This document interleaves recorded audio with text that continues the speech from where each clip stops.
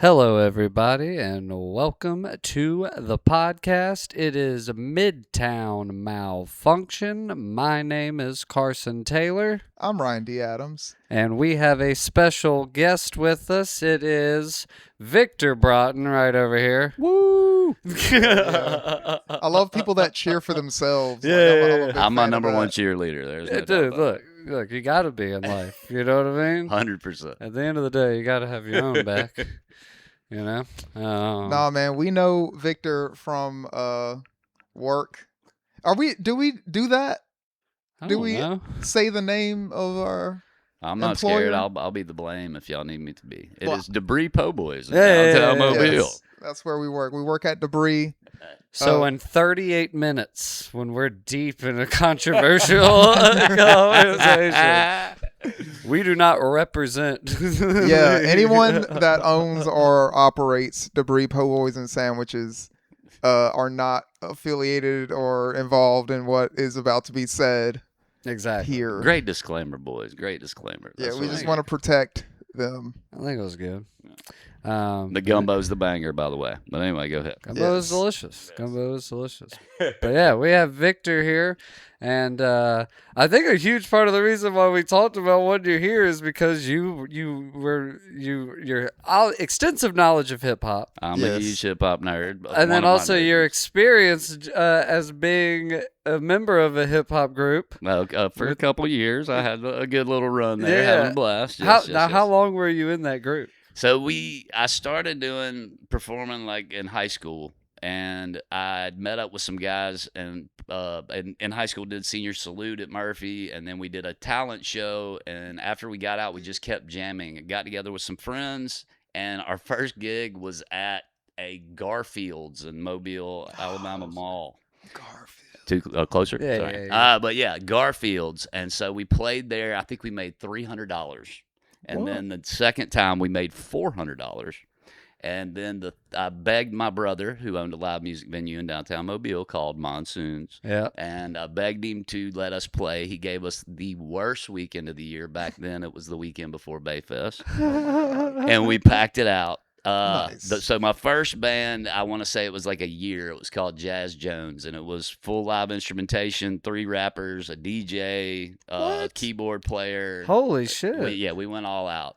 Jazz There's 9 people in the Jones. band, and What? we didn't make any money. But well, we made money. Let me switch that. But when it's split 9 ways, it's not as much as you should.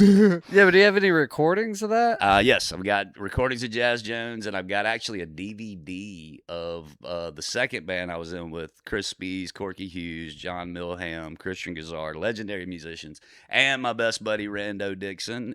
Check out Rando's Hey. art.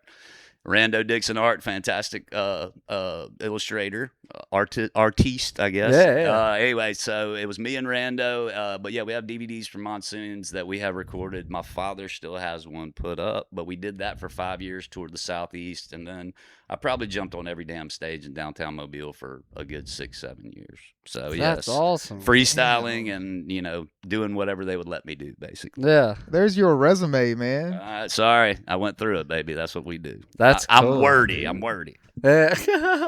Did you have any nightmare gigs? Oh back God, yes. then? Instantly. Oh God, yes. There was a bar called the Red Lion on Spring Hill Boulevard. It was Spring Hill College hangout. It was Ugh. a dive and a half. It's right outside of Crichton. So, do you know where the Dairy Queen is now? On Spring Hill Boulevard. Okay, maybe. It's about two buildings from it. Okay. So it's kind of offset, but yeah, it was the way the whole bar was set up. We booked the gig last minute, and Rando had just decided he wanted to do rock music, which I was cool with. So I had this guy rapping with me that had no business being on the stage with me. Oh, That's kind of when I decided I probably didn't need to be a rapper at 30 years old. was this gig?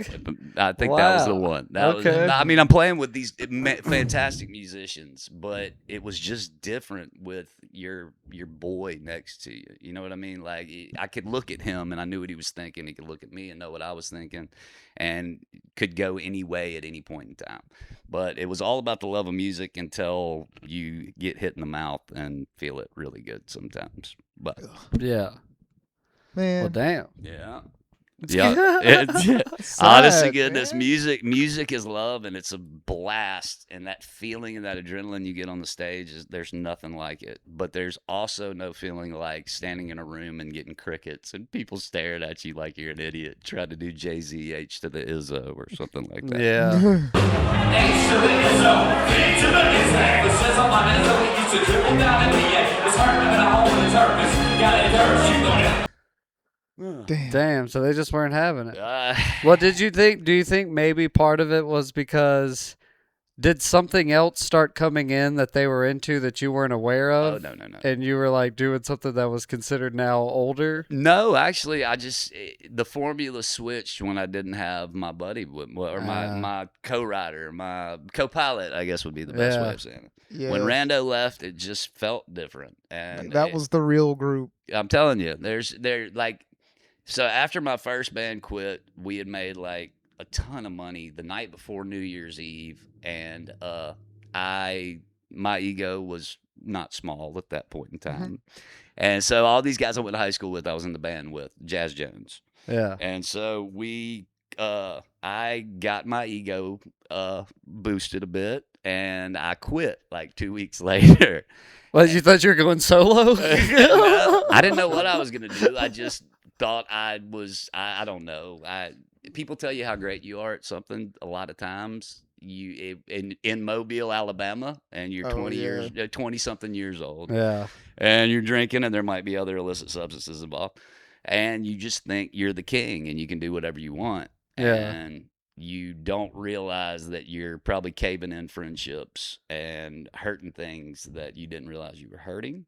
Yeah. But I fell onto my feet, and that 2 days after I quit, I met the drummer of the Ugly Stick, who's now with Fly By Radio. His name's Tim Stanton. And Tim said, "Hey, let's do a show together, us and y'all." And I was like, "Well, you can if you want to, but I'm not involved anymore." And his quote to me was, "You're either the stupidest motherfucker I've ever met, or you have huge balls." And my statement back was, "I hope it's number two." And so he brought, that was the night I met Rando. He asked me to come sit in with the Ugly Stick, and I talked to Rando for 2 minutes before the show. We jumped up and did a song together and freestyled, and then about 20 minutes later, I said, "Hey, let's do some music together." And we ran for 6 or 7 years, having a blast doing it. It reminds me of the musician version of like being friends when you're in kindergarten. How you just run up and be like, "Hey, I like your hair. You want to be friends?" And like you just are. And like that was my best friend for decades. And so, Your haircut's cool. Come here. yeah. You share your cheese sandwich with me? All right, anyway, go. No, but what were the years of Jazz Jones, and what were the years of you and Rando? I want to say 2001 to 2002 was Jazz Jones. Okay. And that was from the start of it, which was me and two friends, Kerry Pownall and Joseph Connors, sitting in my parents' music room, one playing guitar, one playing bass, and me freestyling for hours. And recording it, which I don't know where those tapes went. But, and then it slowly brought in other people who were friends who could play. And then we started doing kind of house gigs, and then somebody finally talked us into doing a show outside and playing at a bar, and then it just kind of blew up from there. And then with Rando, I'm telling you, it was a month maybe after I left the first group that Rando and I got together. So 2001 to 2007 or 8, and Rock Auburn, Destin, Montgomery, different gigs all over the place, fraternity parties. Those were the slog, man. I don't know if y'all have ever played a fraternity party or anything like that. I just did a show in front of a bunch of fraternity guys. It's different with comedy than it is with music, I would assume. We played a show in Tuscaloosa, and I can't remember the fraternity, but I'm telling you, for 2 hours, there was nobody in that room. Oh, we were playing to the wall. And then we would do this medley. H to the Izzo, I keep bringing that up, but it had come out, at that time. And I learned it quick because I was like, this is going to be a hit.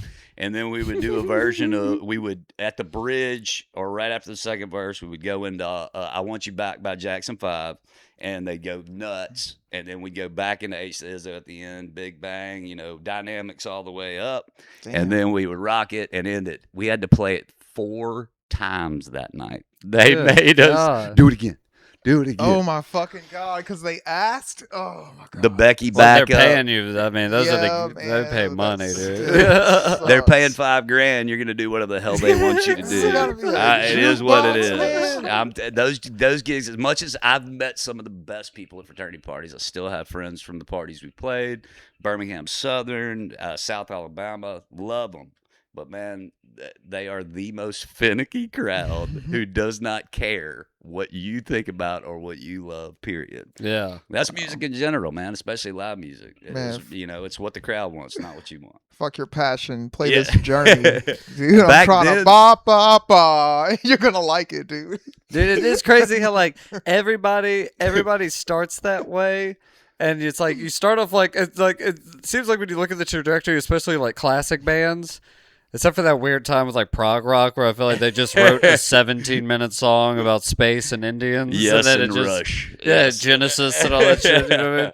But like, I feel like the trajectory of a lot of bands, when you look at like when they started to when they got big, it's like it was 100% covers. And then it was 10% originals, then 20, and then 30, and then 40, then 50, and then eventually we were like, hey, fuck the covers. I like that shit. Yeah. And then That was my issue, is that, and I've said this a million times, but I'd never really had a plight. Like, I loved hip hop music. I loved rapping. I loved freestyling. But like, I had no struggle. I never felt like when I wrote stuff, I could write, hey, MCs, I got a third eye, I battle anybody. You know what I mean? Just bullshit, like same braggadocious. old catchy 90s shit. But I grew up in a household of songwriting music, of Joni Mitchell and James Taylor and Mac McAnally, all these great songwriters. And I wanted to write something you could feel. And I didn't have the ability to do it. I could perform all day. I could get up on a stage and entertain people for as long as you wanted me to do it. But I could not, for the life of me, write something that touched me enough to go, this is what I believe in. And I want to I just imagine you sitting at home like, where's my stand? Exactly. You know, where's my stand? I had a similar awakening like that because I used to play bass. Like I was in band in high school and all that. I played like woodwind instruments, and I was in like jazz band. They didn't have woodwind there, so I had to play trombone. Yeah. Then I played bass guitar, and all those things. I was very good. I mean, I was okay at bass, but like I was pretty like placing in like state fucking competitions and shit and all that. But I never felt like the music was in me. There you go. You know what I mean? Like I couldn't like write something. Like I couldn't like, hey man, we're just, we're freestyling or whatever. Just jump in when you like. I was like, I could not. If you wrote it and like whatever, I'll practice the fuck out of it and I'll perform that shit. But like, it's like an original composition by Ryan. That's never gonna happen. Well, that was the thing about freestyle though, is I could just look out and come up with something. You know what I'm saying? See the guy in the front row wearing an orange hat and work it. You know what I mean? Like you could make it up on the spot. Starting off with orange. There you go. Shit. Skills. Eminem ruined it for us all. You could look out in the crowd though. You could make something work, a joke that night. You could, call out a friend in the crowd, whatever. Whatever was on the news, whatever. You could make it work. But like writing something that they were going to hear over and over again, I couldn't. Everything I wrote all the time, but I wasn't feeling it. But the truth is, I'd never had the struggle that most of the artists that are successful get. And that, you really go back to the guys that are at the peak of everything. They went through some shit. All I went through was partying and landing on my feet every damn where I went, It just was what it was. Yes, I loved entertaining people, but I just was not a good writer that would touch your soul, basically. Those songs that live forever, what I mean? But yeah, it was fun, but at the same time, it was not conceivable. Did I really want to be the 40-year-old white rapper in Mobile, Alabama? Yeah, I'm sure I could have had fun with it, but at some point it was like, okay, what else can I do with this? And then I started hosting events, DJing, doing whatever I could do to make a buck and stand in front of people. Wes, who works with us also, him and my other roommate used to always laugh. They'd be like, "Where's Victor? If there's a microphone, he'll show up." That was the running joke forever. I feel that. I mean, we're like that, dude. If we're not at work, we're pretty much trying to figure out how to do comedy or get a show or be on a microphone. I understand. Well, and I feel it when I haven't been. Like, if it's been like 2 weeks since I did a show or something, it's like my life will not have changed, but I feel like I'm failing or something. Like I don't know, I'll get depressed or whatever. I guess that's the word, depressed. But yeah, I got to a point where I was hosting events like 2 or 3 times a year, and that was my fix. You know what I mean? That was the time I could let it all out. So we get Microfomo. There you go. Hey! That's it. 100%. That's a contender for the title of the episode right there. Microfomo. What happened right there? I don't know what's going on. T-shirts coming. Oh shit. Microfomos. We'll figure it out. But yeah, there's been so many damn good musicians that have come out of this town that are doing it now. It's finally starting to get up a little bit. It was nice. I was right before the era of Music Box, where you could do original music. You know what I mean? Early on, Mobile was a cover town. You could work your originals in, but it was mostly, hey, play Brown Eyed Girl. You know what I mean? They wanted to hear the same crap over and over again. That was the hardest part about DJing in this town back then. You couldn't even play remixes as a DJ. You had to play the radio song. The fuck was wrong with Mobile? I'm telling you, girls would not dance if it was a remix.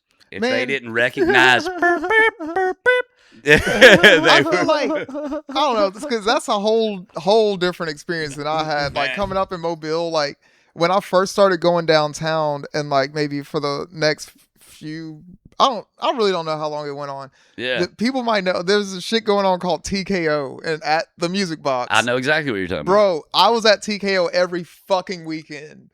And that's all it was, like the birth of like dubstep was happening at the time. Not the birth, but like, you know, the dance music craze was coming in hard. Y'all remember? Yes, that was happening heavy. And illicit substances, things, of course, all of that. But like, it was college. I couldn't imagine a Mobile where like you had to play. I am telling you, normal version. It was a nightclub, and I kind of another situation me falling on my feet. I learned how to DJ by hanging out in the DJ booth with the DJ that was at the original Studio 5'4". He was a radio DJ named Rod Cochran, and so I learned how to count the one and mix. And keep the flow going to the party through him. I learned a lot of the songs that peaked and valleyed people, made them all happy, got them all working. And then randomly he leaves town. He's moving to Destin to start a new radio gig. And he says, hey, Noel, or my brother, says, hello, get up here and DJ for me. And I'm telling you right now, you could not play anything that was not that in a nightclub. Like at that point in time, and this is 2006, 2007-ish, you had to stick to the script of what they wanted to hear. And you couldn't play new music. They had to hear it first or they wouldn't dance to it. It was just miserable in that extent. And I was a lot angrier back then, too, when I was in that DJ booth. I don't know, y'all work with me, so you know how I am. But when I work, I'm focused. I pay attention to everything. So when people are running up to you going, play Hey Ya again, play Get Low again. I'm like, man, God bless. I just played it 10 minutes ago, man. You can't see Skeet enough? What the fuck? You gotta let I'm skeeted the fuck out, man. Let's do something else, But that was why I quit DJing. I still have people asking me the DJ stuff, and I'm like, I have no equipment, and I'm not buying any equipment because I don't want to do it ever again. It was that bad a taste in my mouth. I bet this is like one of those kind of like those movies where the master is turned away from his but the world needs him. The world, it's like, please, we need you to spin the wheels of steel ones One and of these twos. days we'll see. It's like I will never. The last time I DJ'd, it was Brad Young at Soul Kitchen had been begging me for years to do it. And so he calls me one day and he goes, I booked Snoop Dogg at Soul Kitchen. And it was the first time he played Mobile. He's only played twice. Second time he did Snoop Lion, not the same thing. Yeah. So he does Snoop Dogg in Mobile. It was 2 days after Nate Dogg died.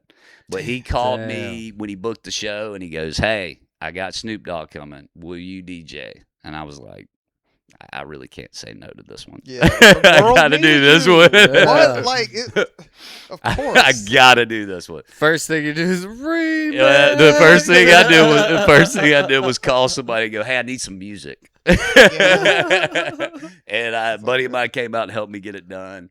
It was a blast though, and but I had to work the next morning. This is when I was selling beer, so basically I didn't get to meet Snoop. But everybody else who got to meet him basically got to take a picture with 20 people in it in the background. So it wasn't what it was cracked up to be. Or you could just say you were in that picture. Touche. Yeah, I mean, well, these days I just AI it and put myself in the motherfucker. You and AI. We can talk about it if you want to. Oh, no. I'm totally against it Bro. myself. But I got to say, some of those covers get me. I'm sorry. It's that kills me. It's that. How you're like, I'm totally against it. I totally understand what y'all are saying, but I just can't resist. There's that guy. Fucking, Was like, it yes, you can resist. The Professor Nick Harrison has a couple of songs that get me. I'm sorry. Professor Dick Harrison, Yeah, he said. I don't watch his videos, but those songs on those CDs are streaming, which has ruined albums in general now. All of our music's on our damn phones now. You don't get the album experience anymore. Album experiences, I've missed the album. Well, I have recently had it with this new Geese album by the band Geese. Yeah, I listened to the track to track, and it was awesome, and I loved it. But I miss going and buying a physical copy of something and putting it in and reading through the little booklet. When y'all asked me to do this, that was all I was thinking about was being 15, 16 years old and making somebody or driving to Blockbuster Music or the mall. See, Camelot was what it was called. Oh yeah, and digging. You know what I'm saying? That experience of going through music and then the air's pumping in too hard so you're crop dusting everybody that walks past you, or you know what I mean, just finding new shit that nobody else can find. Now you just scroll and hear 30 seconds of something and go to the next thing. See, I had less of a like my dad's more of a music guy, but I feel like my experience more with that digging through records was more with DVDs. So like building that collection, because I even lost more in a storage unit back in the day, but going and finding DVDs at FYE in the mall was like huge heaven to me. Huge. That's my favorite thing. The experience of going to get something and in general, we wait for stuff to come to our house now. You know what I mean? We order on our phone instead of waiting in a restaurant and might meet somebody and talk to them. We don't talk anymore, man. We fucking text message. You know what I mean? Yeah. The interpersonal communication aspect of life is so fucked up now. And it's just different. I miss that. I miss the little things, man. I really do. I miss the little things, and I sound like an old curmudgeon who's fucking mad at the world. But truth is, those things mattered, and they built something in you. I don't know what else to say. I'll say it made different types of people, because I feel like there's definitely types of people that are dying off and not around anymore because of just that, like you're saying, like the ease of access and just like shifting culture and all that. Because I don't know, I do think there's something to be said for you can still do that, you can still go, but you wouldn't. Nah. Would you? Because it's not convenient to do that. It wouldn't fit in. Well, brick and mortars now are even sending records to people instead of, you know what I mean? They got websites set up because that's the only way they can survive.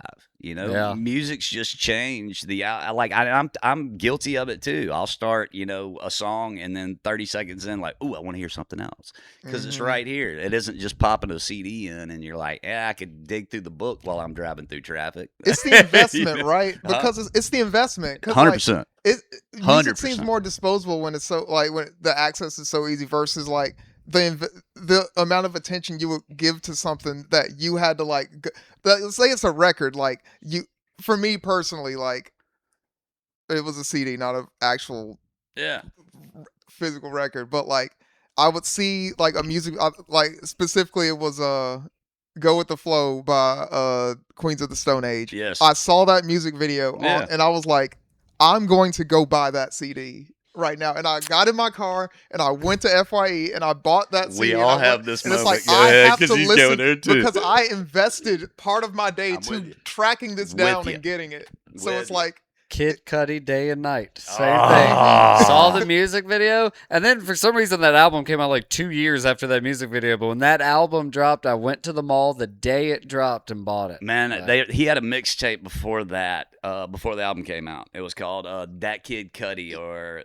"A Kid the Named Kid Cudi." Named Cudi. Yeah, It had was a banger. Switching Lanes on it. Oh my god! It's one of It the had greatest a rap 50 songs ever. Yeah. 50 Ways to Lose Your Lover Yeah, flip. 50 too. Ways to Make Her- It had yeah. a Outkast Gasoline Dreams flip that he did also. That was so This dope. is prime dope. mixtape era. This is like Ugh. 2008, 2009. Like this is Yeah. during that time of Yes. TKO and shit. Like This is then. when Drake was not Drake. Drake was, Yeah. you know what I'm saying? Best Houston, I ever Atlanta, had, Vegas, yeah, Drake. You know all what I that mean? Like, yes. and this was Kendrick's doing Section 80. Oh, this is and J. rigor Cole's mortis got- and shit. Oh. Bro. That man, you go back and listen to those albums now, like Section 80 especially. Like if he put that album out 3 years later, nobody's talking about Good Kid, Mad City and anything else. That album's sound is so fucking crazy, but it was so different from everything on the market at that point. The first time I put on rigor mortis, I was like, what Yeah. is happening? What am I listening to? Yeah,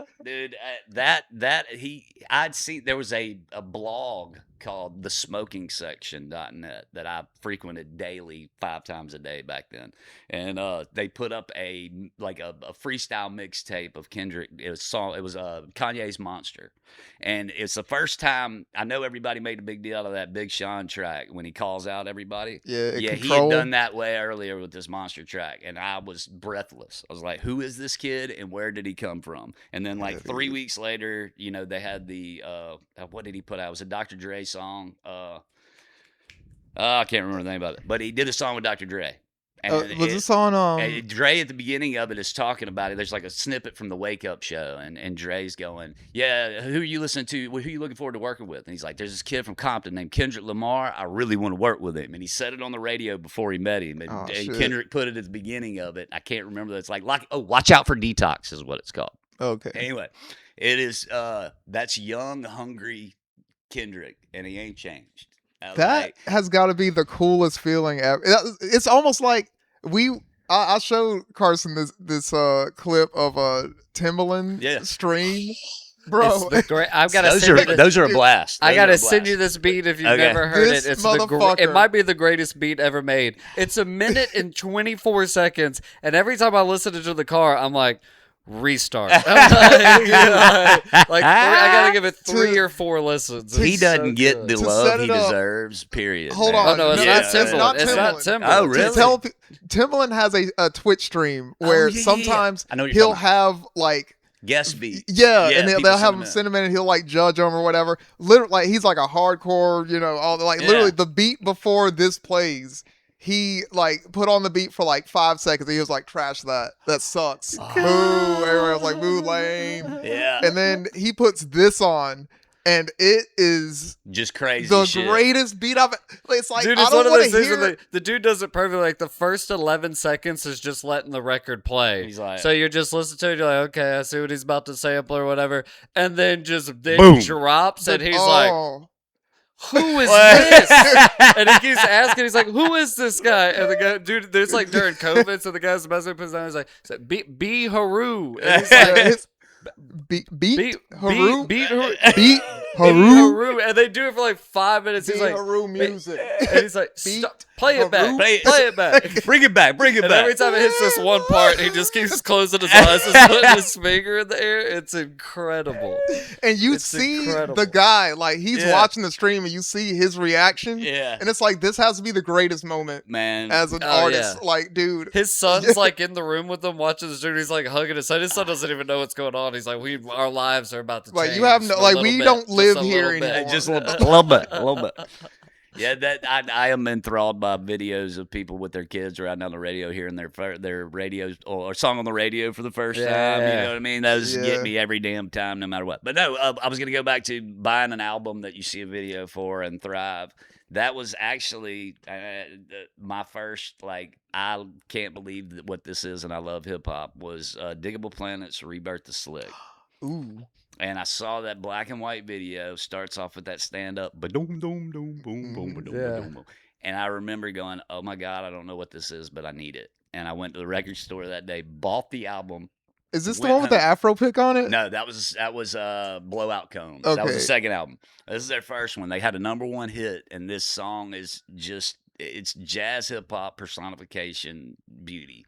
And it's like spoken word poetry over the top of it instead of bars. You know what I mean? Like, it's people just kind of coming off the dome kind of deal. But they, I went home that night, I bought that album, and I went home. They didn't have the lyrics in the thing. I sat with a pen and pad, wrote down every lyric, and rapped it over and over again until I knew every fucking word. That's that shit right there. And man, those guys are so underrated. Dude, do you listen to Shabazz Palaces? No. That's the guy from Diggable Planets went on. I know who you're talking about. Now, I don't know which one it is. He had a couple. They've all gone different routes. So they've all gone. So Butterfly and I can't remember their names right now. But, I don't think I ever knew their names. I was in. I was hooked. Yeah, that made me love, like, the jazz hip hop thing in general. Like, then it became Tribe Called Quest and the Far Side and the Roots. What was your first live hip hop experience that really, like, made you go, I want to do this, like, as a performer? Oh wow, I've never even thought about it. I think my first live hip hop experience, and I'm not like bullshitting in any way, shape, or form, was Tribe at Lollapalooza, and that was just because they were on the front of the bill before the Beastie Boys. It was man that bill. This was what, 93? 94. I'm 14 years old. Yeah. My folks, for some reason, let me go to New Orleans to go to the show, and let's just go ahead and preface: no cell phones. I had a pager. That was all we had. That means some shit went down. So secret. There's many stories there, and I've told Carson one of them 14 times, so I won't do it again. But Tribe, it was Green Day, A Tribe Called Quest, P-Funk, Beastie Boys, Smashing Pumpkins. That was in 94. God. So was Kurt Cobain still alive, or did he just die? Oh, I don't know. I think he died 96-ish. No, he died 94. Did he? Yeah, like I don't know if he died yet. He died or not. like April. I don't 94. know for sure. I don't know for sure. Nirvana wasn't on. Honestly, Nirvana called on late with me. I was one of those. I was a Pearl Jam guy myself. Okay. And I wore out 10. And, of course, Red Hot Chili Peppers, which probably tied into my love for hip-hop at that point. This is not Californication Chili Peppers. Like this is Blood Sugar thoughts. Sex Magic Chili and Peppers. Mother's Milk. There you go. Mother's Milk was off the hook, man. Great. That is a great album. Anyway, no, I was more into that. I wasn't into the harder rock kind of stuff. I lived with it, you know, and of course you could not go anywhere without feeling Nirvana. But I think about 2 years after Kurt died, I was in a car with somebody and they put Unplugged in. And I think I understood him for the first time that day. I'm like, how is this guy who can't fucking sing putting this much emotion into this music? And that was what he did differently than anybody else, in my opinion, is like he was gruff. He couldn't really sing at all. Or play guitar. That's what I'm saying. Yeah. He was a bar chord guy.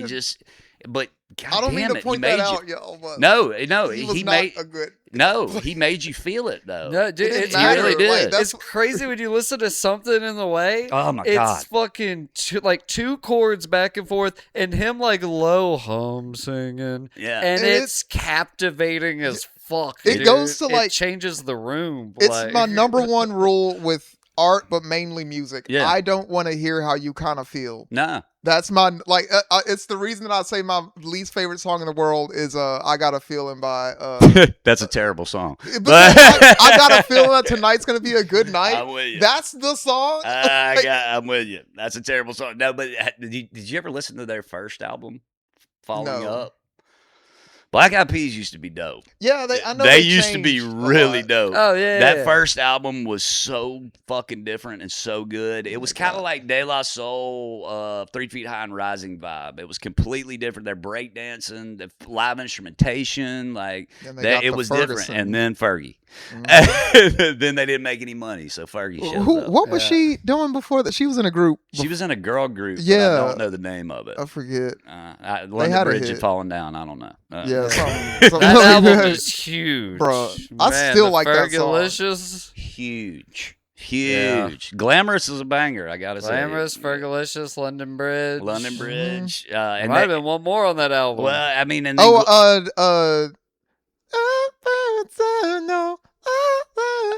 wait, that's somebody else, isn't it? Isn't that no, Pink? that's Fergie. Is it? Yeah, that's on Girls that Don't album. Cry? Yeah, Really? Myself. You confused me. I that didn't know song that one. was everywhere. Well, at that point, I love that song too. At Damn, that point- I gotta go back and listen to this Fergie album. Well, I gotta tell you what, the song that gets me that I hate to admit, but Kelly Clarkson, since she's been gone, Oh, dude, it's a I great will roll song. the windows That's a down and great sing that song. shit like it's Dude. going out of style. It's Look nothing at to be you. ashamed of. I know. What's the song that gets me every time? Oh, dude, Sheryl Crow. If it makes you happy, dude. When that song plays, I'm like, dude, fucking Sisterhood of the Traveling Pants, like cast member. I'm fucking ready. He's going to get some fried green tomatoes, baby. No, man, we Hang gotta- out with Iggy. Here we we gotta go. have our songs that make us feel free. Yeah. Like I'm not. This doesn't have to align with my identity or Yeah, anything. It's just touche. like, man, fucking, I do feel like a woman. Fuck it. I get something out of this. The Let me fuck. tell you what, Alabama also was that group. I'm in a hurry to get things done. I search and search for. Anyway, 5-part harmony. I get into that shit. I go Okay, ham. if get you had involved with that. off the top of your head, it doesn't have to be in Yeah. any kind of order. Off the top of your head, 3 songs that are huge from any decade that you're like absolutely cannot stand. Oh, Because I have my 3. go and I'm thinking. Okay, now 2 of these might not be huge. Yes. But I cannot stand Rain on a Scarecrow Mm-hmm. by John Mellencamp. I can't stand Night Swimming by R.E.M. Oh, And I can't stand me and Ryan had this conversation that was like, you can leave your hat on. Doo-doo-doo. I hate that the song. least Joe Cocker song I ever. hate that song. Those are 3 all songs right. I can't stand that people love. I'm gonna go with the current one first. Apata, apata.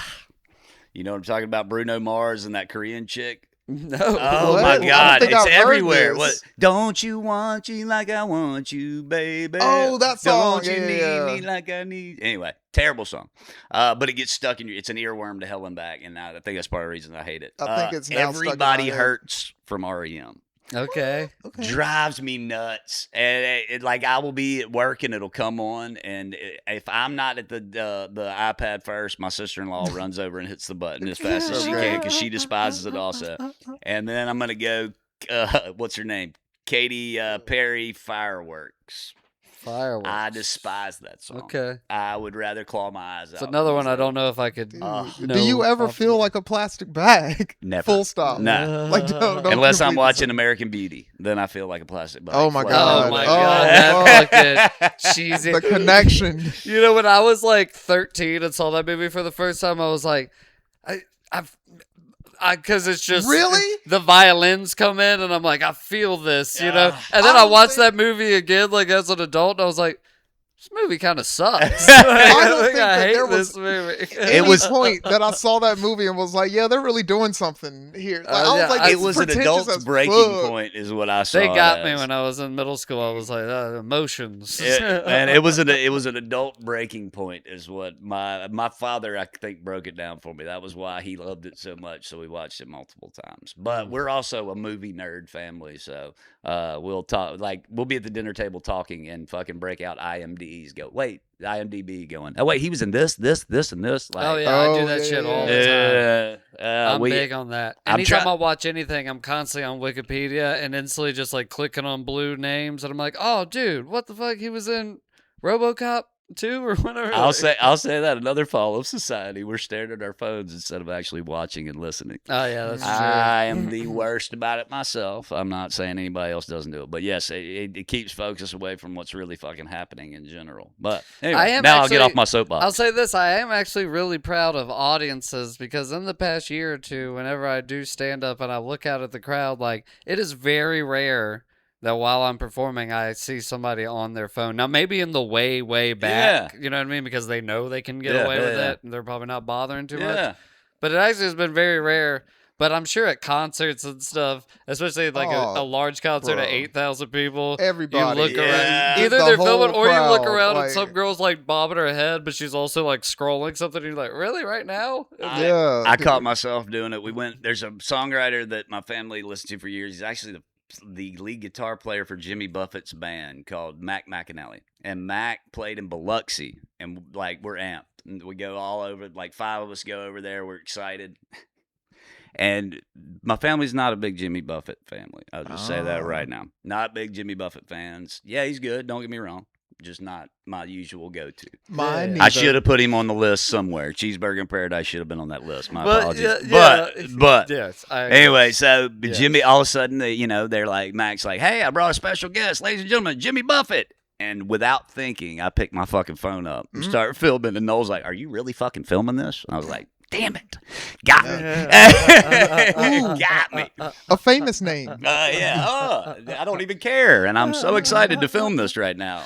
Jimmy Buffett's someone that I'm starting to understand more after he died. I've gone and listened to like some albums and like, because all I knew was Cheeseburger in Paradise and his cover of Brown Eyed Girl. That was my extensive knowledge of him. And then because of my grandpa, like my dad's stepdad, I knew Son of a Sailor. Not a bad song. And A Pirate at 40 or whatever. That's the one. So that's the one. So I kind of knew, I knew 4 songs total. Yeah. And I knew 2 of them were cheesy as hell, or one was a cover, one was cheesy as hell, literally in the name. Yeah, I was going to say. And then the other 2, I was like, okay, I would think I was too young to understand the songs. Yeah. So now that I'm older, I've gone back after he died and listened to some stuff, and I'm like, okay, hold on, there's some good shit in here that's been hidden away deep in the dust. Fins to the left, fins to the right ain't my ball game. You give me something with some meaning and some heart to it, I'm in. Yeah. You gotta give me some emotion, as we said, something that touches me a little bit. Yeah. And not in an Epstein way. Because I don't like,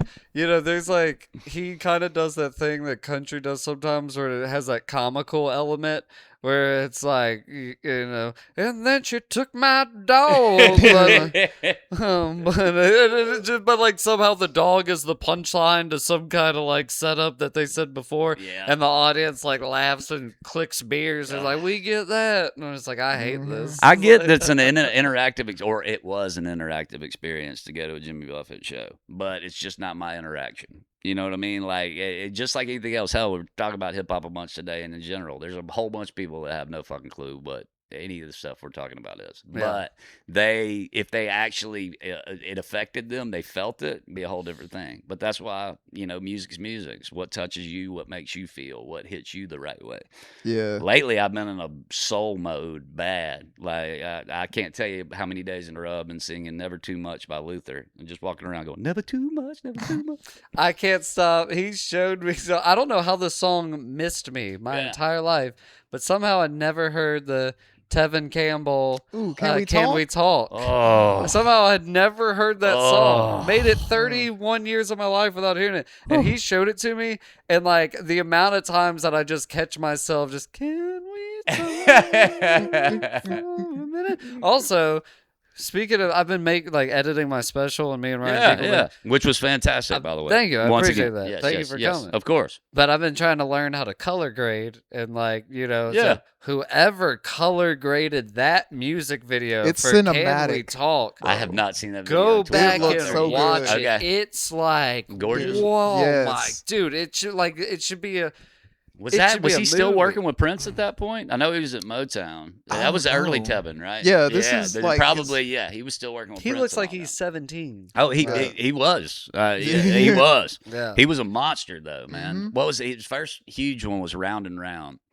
You know what I'm talking about? No. Round and where we coming from still won't be found. Anyway, I'm a New Jack Swing fan, so that shit like that I love, like that upbeat, Teddy Riley sound. It rings a bell. Johnny Gill's "Rub You the Right Way" will never not put me in a good mood. So you give me barbecue music, I'm excited. I'm there all day, baby. I love it. That's my favorite shit in the world right now, of course. Yeah, but Tevin Campbell is Campbell, you put underrated. that. I don't know that I've ever heard anyone hear that song, like, do do do, and not go. Like so everyone's good. like, yay! I'm so happy this is happening. And pennies drop. No, It's good for any situation. You can play it at any. They really think you could play that song. You just made the last shot of a basketball game. I mean, and like you're weeping.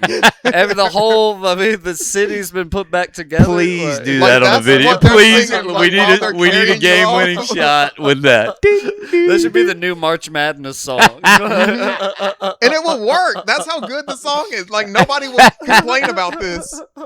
You'd be like, all right, cool. Oh my God, that'd be awesome. That's so good, dude. That's what you know. What you could probably make $1 million on the internet just putting crazy ass fucking music to like emotional moments. This is a good conversation. We were talking about this. Do you remember this? It was in the It was in the 90s, and I feel like it was more prevalent in the later half of the 90s. But my peak years. Say there's an action movie with Bruce Willis. Yep. Right, and it's a big shoot 'em up. I mean, if you counted the bodies, like 300 people died. Die Hard again. No, there was a crazy set piece at the end. Like several people have died, and it's and now time for the credits. You're in the theater, and the credits are rolling, and it's like it's like a slowest R&B. Yeah. Will you talk to me?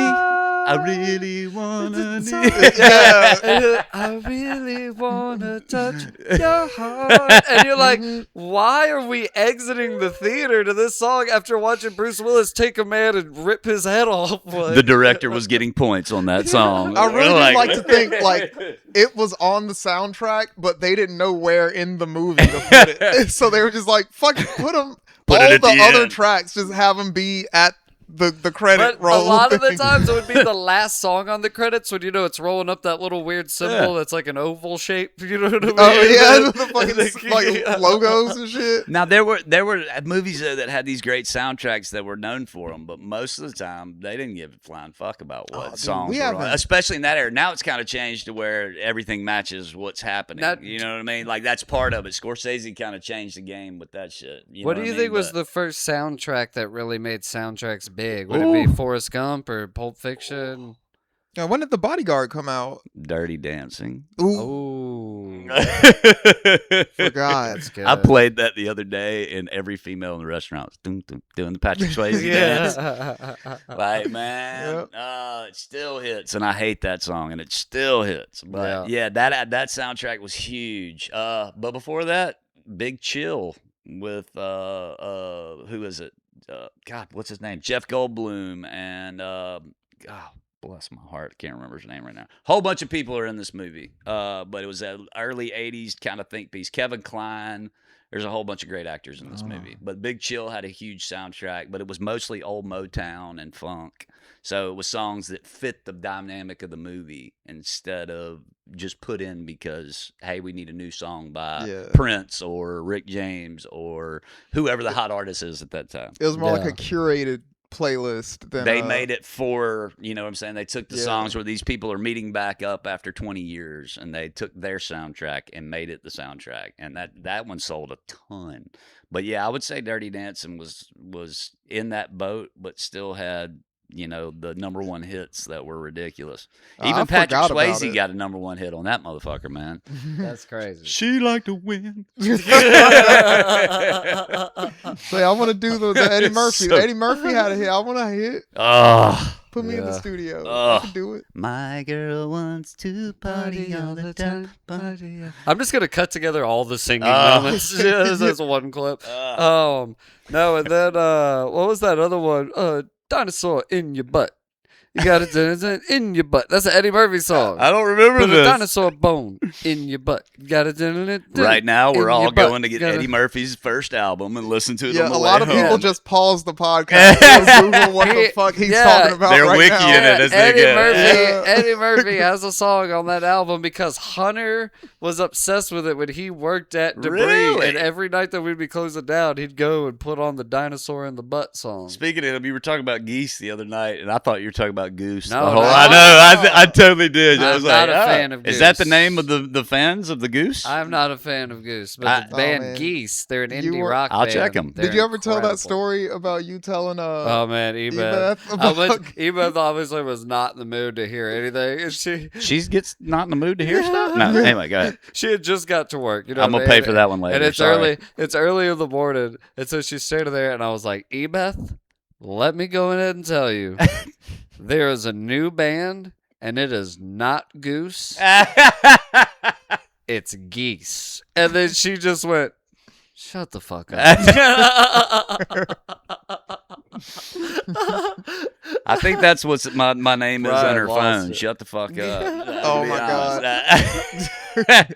Dude, one of my favorite Ebeth story ever Yeah. is when these ladies walked into the restaurant, and we were all like, because it was one of those days, it was like a holiday or something. We knew we were about to get rocked. Yeah. And these ladies come walking in right at 11. Like, and then this lady just starts doing this little dance. She Oh, goes, no. "We're the first ones here." And Oh, then Ebeth no. just goes, "Okay." And dude, you just watch that lady's face go from a smile to like, "Oh, I am nothing." Like, walking in. Walking in Fuck. 3 with a dancing one. Yeah, all you are is a ticket to me, dude. Why are you this excited over Po' Boys? it No. was my favorite. I was like, because we all had that emotion, but Ebeth just with her one, okay. She just said, like, It's okay She to says feel. the most with the least. I love her to death for it, man. She says 2 words that mean more than anything. It'll hit you right in the gut, and it's a beautiful. I wish I had that ability. Yeah. Instead, I just overtalk the shit out of everything. Yeah, you get there eventually. She's got the Twitter. She The was Twitter already thing down parked. pat vocally. You know what I mean? Yeah. 120 characters. She don't need them. She'll knock you down with 3. You know, just amazing. Anyway, Right. I love you, Ebeth. Just so we don't get in no trouble. now let me ask you this: what's the worst concert you've ever witnessed, or a memory? All where you're right, just like, so this is loaded because Noel bought a live music venue in 1998, and so I saw a lot of bad shows. But the worst, without a doubt, I was working with Budweiser, and Hooters and Tillman's Corner decided to do a rock show. Okay. They picked their music from how many listens that a person had on MySpace. It didn't go well. They had some band from St. Louis that was so bad, but the winner for the worst show was this band that opened it all up, and it was 2 members of the kitchen staff's band. Oh. Start their first song, get through the first verse, and the lead singer goes, "Wait, I forgot the lyrics. We're going to start over." Oh no. I was pacing around the barricades going, "Oh, God. Oh, God." I was twitching watching this kid do this.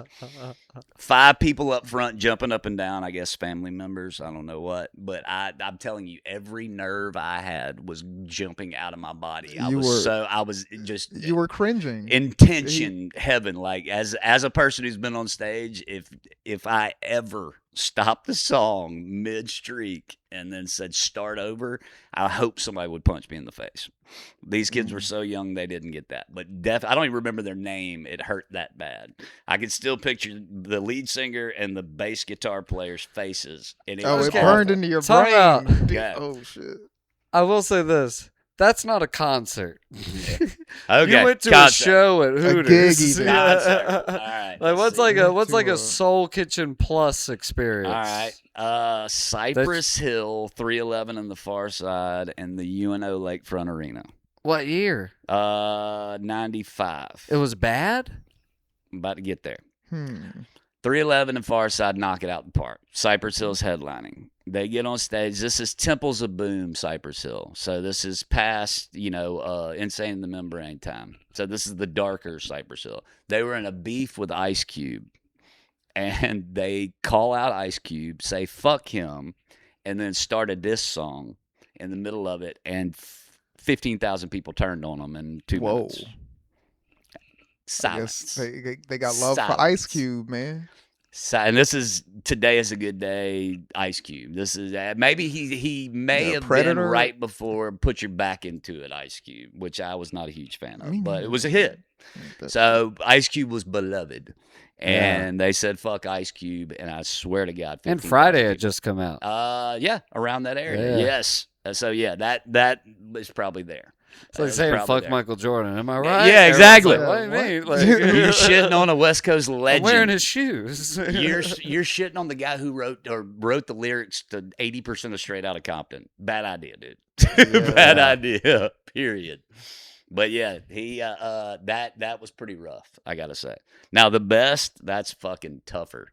One of my most memorable, 15 years old, Pensacola, Florida, at the Night Owls nightclub, 311 and Funk Junkies. This is pre-Blue Album 311. So I'm just saying that's funny for two reasons. Because one, Funk Junkies is bad. Second, 311 being the common denominator in like all at your both, shows. at the worst and the best. 311 was there to witness. They killed it the night at UNO also. I will say that. But following 311 was a bad idea for Cypress Hill also that night. I'll say it. 311 puts on a great live show. I lost track after the Blue Album. It is what it is. But Transistors did absolutely nothing for me. I quit listening. But they that night, I'll never forget, they did a song called Visit off their first album. And I hit the chorus, and the lights came up, and I shit you not, every person in that bar was singing every lyric to the song. They were hanging off the fucking rafters, like on the bar, on top of the bar, hanging onto the post, like leaning off of it. The vibe in that place, it still gives me chills. Like, it was just fucking amazing. That's awesome. And it could have been being a young kid who was seeing one of his favorite bands at that point in time. Yeah. That's part of it.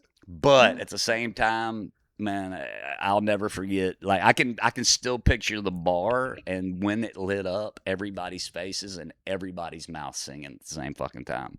And they weren't asking for participation. Yeah. They were just that beloved. We had gotten tickets in advance. I mean, the line was around the building. I mean, 700 yards of people just waiting to get into a nightclub, hoping to get into this nightclub. It was wild, man. Just wild. I've gotten lucky. I've seen a couple people in my days, to say the least. That's awesome. Yeah. Yeah. That's cool. Yes, sir. What about you? What you got? Worst show, best show? Oh man, worst show I've ever seen? Jesus. On a large scale concert. Ooh, I got another one I can do for worst after, but go ahead. Man, I don't know if I have a worst. Because I keep seeing the same damn three bands over and over again all the time. Fish is great. I got two for best and worst. Best, I'm gonna have to say, the people that know me already know what the fuck I'm about to say. Coheed and Cambria. Yeah, I saw fantastic. them. It was the time. I've seen them 3 times. It was the time that I saw them. Actually at Soul Kitchen. Really? Yeah, I had to leave the show like as soon as like I knew what the last song was. Like as soon as it started, I left because I had to go like start the bake or whatever. Yeah. But bro, I lost my voice. I had cried several times. Like Coheed and Cambria is my favorite band of all time. I love them so much. And like it was the first concert I've been to where like the entire set, I know all the words to everything. I know everything you're about to say, bro. Like I know everything, and it's like there's certain like peaks to the songs where it will be like that moment where like you would like they would be bright, and every single person is like, I've waited so long to do this. That's music, man. Yeah, that's it right there. Those are the moments we live for, right fucking there. I don't know if y'all ever heard of this band or listened to this band or whatever. I don't mean any offense. Worst show I've ever been to is called this band called Band of Horses. I know who you're talking about. I know one song, but go ahead. It's called The Funeral. I think so. Yeah. It's that song, Kid Cudi. Yes. Okay, so off the strength of that song, some of my friends got into this band. Yeah. And we're like, oh shit. And they were playing in Birmingham at some like amphitheater or something. So we took a trip from Mobile to Birmingham. Yeah. I had never heard of this band. I had no relationship with it. I was just like, I trust my friends' music opinion, whatever. It was the most boring, like 2 hours, I think. Something and like you that. drove 3.5 hours Yeah, to get to like, it. It's the fact that we went on a road trip for this. Like, this was the culmination of sitting in the car all those years. Bruh, I hated it. I told my friends straight up, I was like, I do not like I'll never listen to this band. band again with happiness. Yeah, and no matter if Kid Cudi sampled them or not, fuck them. Yeah. So no, I got one more real quick. Afroman. We're at the first. All right, so because I got high hits, right, and it had made a run through the entire South college frat kid circuit, basically. Yeah. So everybody's walking around going Colt 45 and 2 zigzags. Some say to this day they are. Noel books them for Monsoons. My band is opening for them or for Afroman, right? And because I'm the only thing close to rap that he's got. So he puts me in front of him. Well, because I got high hits #1 2 weeks before the show. We had a line down Dolphin Street trying to get in that damn thing.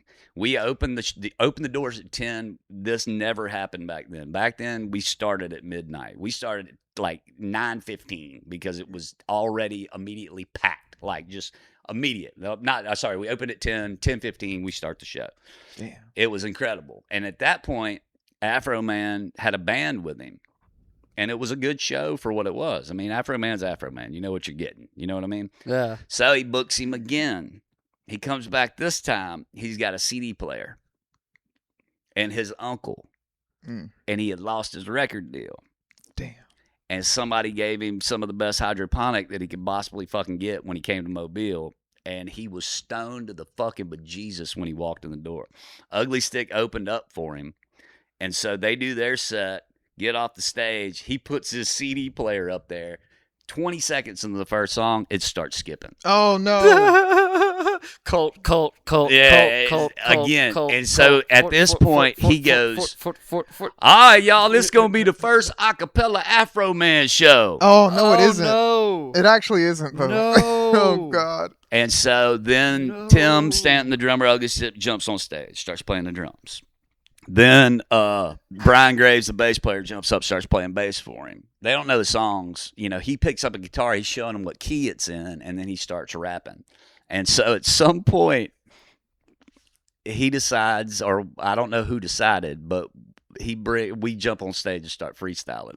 And we ate his fucking lunch. Everybody did. All 5 of us destroyed this motherfucker for fucking 10 minutes and then rolled out of the club, took the crowd.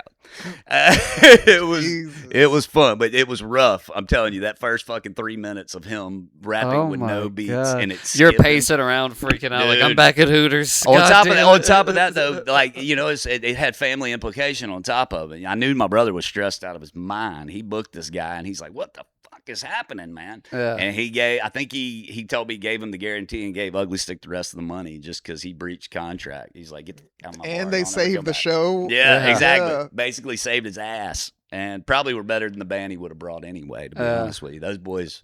I just love this, like, rare Mobile lore. Like, yes. Afroman came to Mobile and got fucking embarrassed, dude. I'm telling you. Because our warriors were there. It was fun. It was, Damn. and boy, when they were like, come on, oh boy, I was ready. You're like, I was ready. You're like Wesley Snipes. Oh, I was fiending for it. Fucking White Men Can't Jump. Yeah. He's talking to Woody Harrelson. He's like, Michael Jordan came to this court. And I beat him. And he said, I ain't putting Afroman and Michael Jordan in the same seat. It'd be more like, shit. I can't even think of a bad basketball player. Anthony Bennett showed up on this court. Number 1 draft pick who never did anything. Talking about Drew Holiday's brother? Yeah. Like, Justin Holiday was here. Wally Zerbiak. He had just got through knee surgery. We embarrassed that motherfucker. I beat him. He had a bionic knee. It wasn't even fair. Bionic knees. But yeah, man, there's so many like music moments in Mobile that are just fantastic. I grew up on Dolphin Street, man, and it was the Wild West a little bit back then. I mean, you see what we see now; it's gorgeous, it's beautiful down there. Back then, there were so many buildings that were dilapidated, messed up. We were talking to Brandon Haynes about this. Yeah. About he was like, man, it's so beautiful, it's the wholesome is the word he used. That it was like when he was walking around the city, we had a show and all that, and he was like, yeah, man, it's just so nice out here. We were like, now, yes, currently, now it is. Yes, you should have seen it, man. And before I even got down there, it was way worse. There was like 5 bars down there, and then crime. That's it. What you doing? Not keeping anything in my car. That's what I'm doing. Let me go and tell you what you're doing. You just listened to a new episode of Midtown Malfunction. We're going to wrap it up right there. My name's Carson Taylor. I'm Ryan D. Adams. And this is our special guest. Give it up for him one more time, Victor Woo! Broughton, everybody. Thanks, guys. Dude, you have to say the thing. Which part? Say the thing. Make yourself at home and sit wherever you like. Oh my There God. it is. Yes. Is that what you were looking for? It is exactly what I was looking for.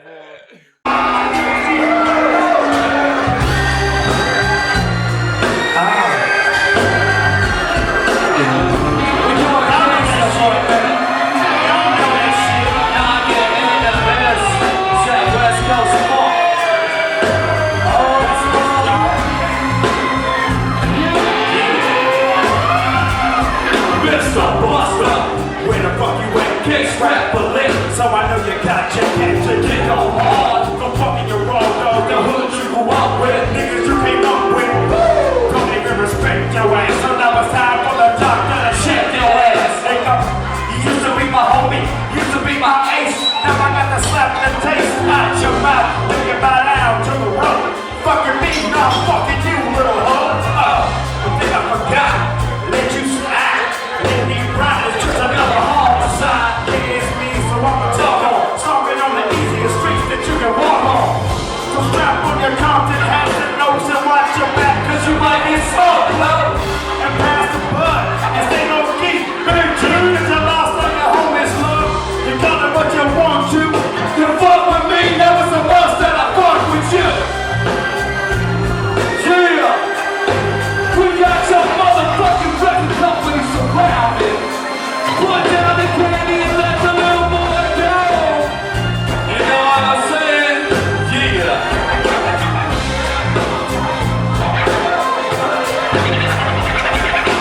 Wow, wow, wow, yippee-yo, Tommy Dogs in the motherfucking house. Wow, wow, wow, yippee-yo, Death Row's in the motherfucking house. Wow, wow, wow, yippee-yo, the sounds of the dawn bring me to another day. Play with my phone, with me Sunday. Your girl always make me fucking talk about it too. When it's a Jimmy, talk about your mama that you might not like. I heard you was a first go die, but fuck your mama. We're talking about you and me, so and so. Tell me you can see your heart was loud, but your body vicious. And them rhymes you would quick and work like fucking this shit. You love it, doggy dog. Oh, is he crazy? With his mama and his daddy on the baby. So I'm gonna let you know that if you fuck with Dre Food, you're fucking with Jeff Rock. And I ain't even swinging them things. I'm on the 187 with my dick in your mouth, yes.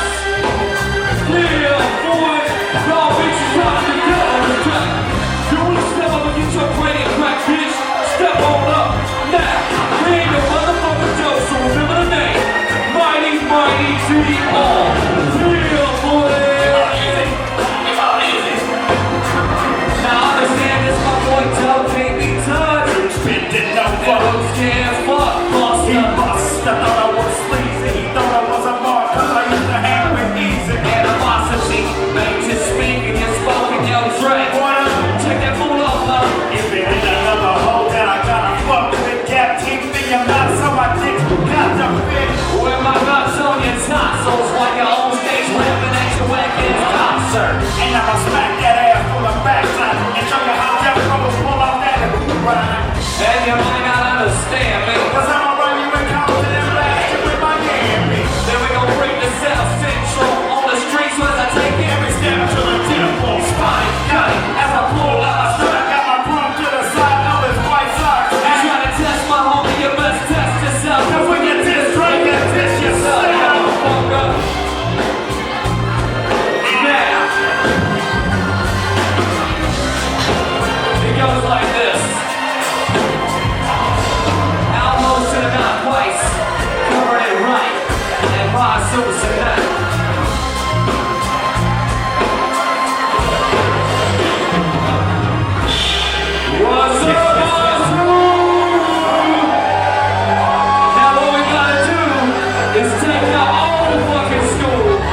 Morris Day.